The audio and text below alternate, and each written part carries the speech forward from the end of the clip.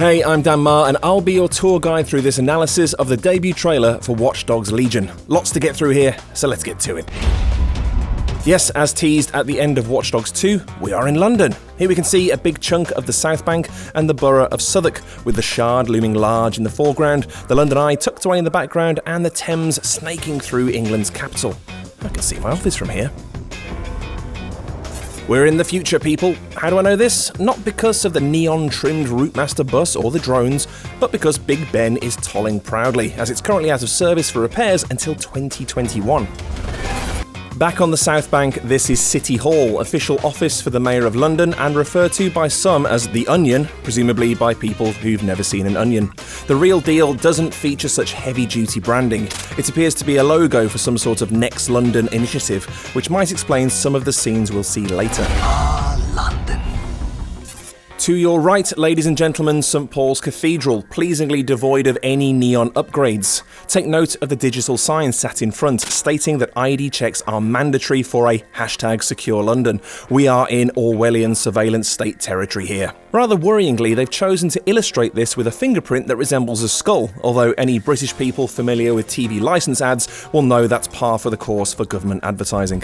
Had a good run there for a while. Ooh, sounds ominous.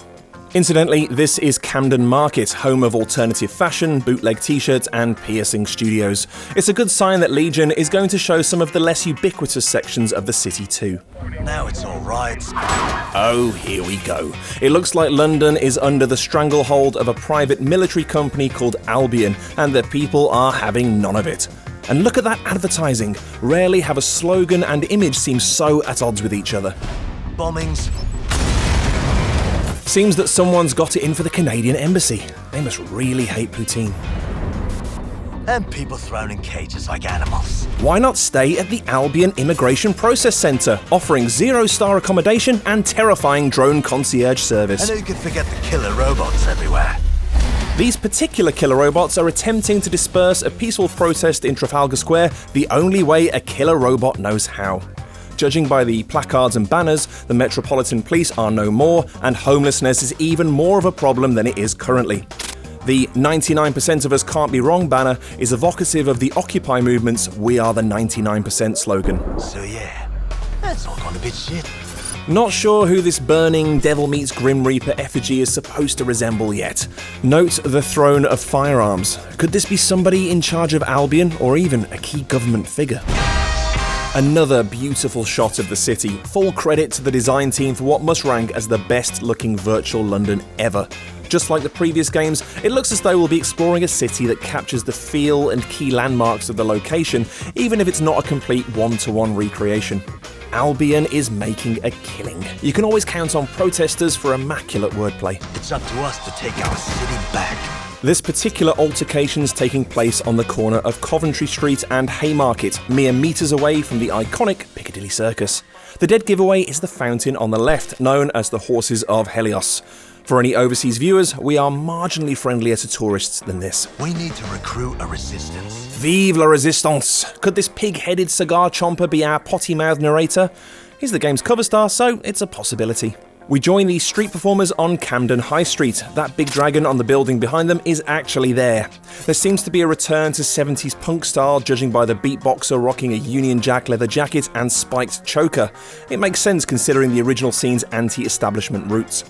Great mocap on the dancer too, and a good indication of the sort of incidental NPC animations you'll spot as you roam around. Only they're not really NPCs, as we'll soon learn. I know what you're thinking. Where do we start? Looks like someone's set up shop on top of Tower Bridge. Can't wait to cause chaos up there. Note these little devices that appear to be implanted into every citizen's head. More evidence of government surveillance or the latest in wearable tech. Open your eyes and take a look around. Look here. Look at him. No, not him. Him. Former MI5. Okay, now we're getting to the meat of what Watch Dogs Legion is all about. Watch Dogs had Aidan Pierce, Watch Dogs 2 had Marcus Holloway, and Watch Dogs Legion has everybody. Well, the 99% at least. The ex-spy that you see here is simply an example of one of the game's many archetypes. The ex-spies that you recruit to your resistance will have a different name, appearance, personality, and backstory. As you can see here, you'll be able to customize them with cool masks that are incredibly inconspicuous. We're now getting a good look at London's nightlife here. Chinatown in the heart of Soho is one of the few places where the game's artists probably had to tone down the amount of neon lighting. Let's kick those bastards out of London. See her? She got kicked out of Oxbridge Robotics School for teaching him to reproduce. I'm sorry to report that there is no such thing as Oxbridge Robotics School. Yet. What we're seeing from London's answer to Lisbeth Salander here is the Spider-Bot, a nifty addition to your hacking arsenal that lets you stealthily and painfully take down Albion grunts like an electrified facehugger. And that fella over there? Proper bellend. Bonus points for deploying that most British of insults, bellend. I won't explain it here, but Urban Dictionary is your friend. Come on, come at me. Not everyone on your team needs to be a tech wizard. The bare-knuckle champion provides much-needed muscle and offers a great demonstration of the variety of playstyles you can adopt. Also shown here is the completely overhauled melee system and bare-knuckle boxing, one of the many side activities available.